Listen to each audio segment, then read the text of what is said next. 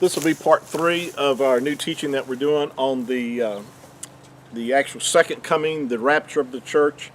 You know, we're talking about these events. We've also been talking about the resurrection, sharing with you that the rapture is the resurrection.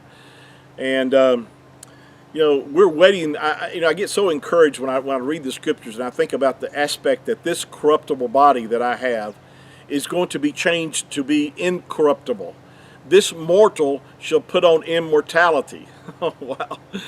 I'm just really excited about that aspect of my life and by the way, that I've done all the dying I'm going to do. I have passed from death unto life. Now, I may die physically before the rapture or the catching up of the believers takes place, but I really don't believe that, because I believe that we're so close that I will be able to partake of that. But regardless, this body of mine is going to take on immortality. And if you're born of the Ruach HaKodesh, then you also can take great comfort and joy in knowing that the corruptible body that you might be living in is going to be changed to be incorruptible. The scripture says, the book of Romans, that we're waiting for the adoption to be complete. See, it's not complete yet, the redemption of our body. Now, we've inherited the first fruits of our redemption, meaning that we've gotten the Ruach HaKodesh, the set-apart spirit, is the seal of Yahuwah that guarantees. It's the earnest. The scripture says, the earnest of our inheritance. In other words, it's the down payment, so to speak, that Yahuwah has placed upon us. For those that have purchased homes in your life, you know that when you go buy a home, they want you to put down what they call earnest money when you sign the contract to buy that home. And that earnest money represents, your intentions of making the whole payment on that home at the time that you close on that home, whether you're borrowing money from a mortgage company or you're paying straight out cash or whatever.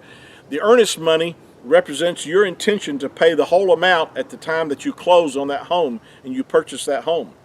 Well, Yahuwah has put down the earnest of our inheritance is his Ruach HaKodesh. Wow. And so we're waiting for the adoption to be complete, the redemption of our bodies. And so we're waiting for the closing, so to speak, of redemption, which will be the resurrection that is soon to take place. Now, we left off in our last session reading from 1 Corinthians chapter 15. You'll find this is where it's actually mentioned in verses 51, 52, and 53. You can go on down and read the whole chapter down to 58. But in particular, this is verse 51, we've already read how Paul said that we shall not all sleep, but we shall all be changed. And again, this is a reference to the resurrection, because it's talking about those that have died before us, will be changed. Just like we that are alive at this event, those who happen to be fortunate enough or blessed enough to be living on the earth when this event takes place, that you will not have to go through physical death. And so I believe, because of the study that I've done, I've been studying the scriptures for about 40 years. I've heard all the different arguments on when this event is going to take place. And I'm thoroughly 100% convinced that this event, the resurrection or the rapture or the catching up of the church, will begin before the tribulation period for a number of reasons. And I've got the scriptures that I'm going to give you as we go through and do all the sessions that need to be done on this subject to make the point of why I believe what I believe. It's important to believe what you believe. I know a lot of people who don't believe the rapture, don't even believe in the rapture, and they say that's because it's not in the scriptures. Well, I don't mean to be disrespectful, but you're really showing a lot of ignorance by saying that. I know the word rapture is not in the scriptures, but the event itself is very well described in the scriptures. And then you have those who believe, well, I believe in the rapture, but I believe it will happen at the end of the tribulation after we go through all these terrible times. Well, again, I don't mean to be disrespectful, but when you take one or two scriptures that proves your point, when you haven't really reconciled all the other scriptures, and you're really making just a inadequate decision as far as your belief is concerned. Then you have people who believe what they believe, and they're so stubborn they don't want to hear anything else. and that's not a good place to be in.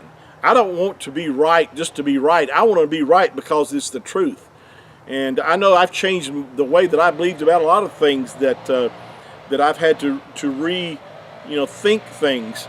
When I first started studying about the name of the Creator, Yahuwah, my first thoughts were that His name was Yahweh, because that's, as I began the process of studying, that's what most people said His name was.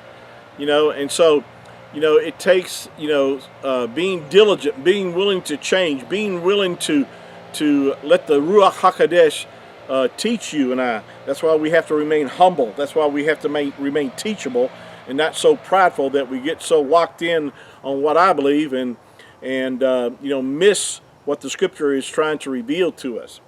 This event of the rapture, of the catching up of believers, is a special event for those that have already either died before us in the Messiah, in Mashiach, or those that are alive on this earth that also have received the Messiah, that are born of the Ruach HaKodesh. And that's who this event is for. Once this event happens, there will be people during the tribulation who will become believers. That's why there's a lot of confusion where you read through the Scriptures and you see certain events talking about the saints during the tribulation period. But these are saints. These are people who have come to know the Messiah during the tribulation period. Those that and during this 7-year time frame, Yahuwah is totally turning His attention. This is also referred to as Daniel's 70th week. It's also referred to as Jacob's trouble or Jacob's trouble.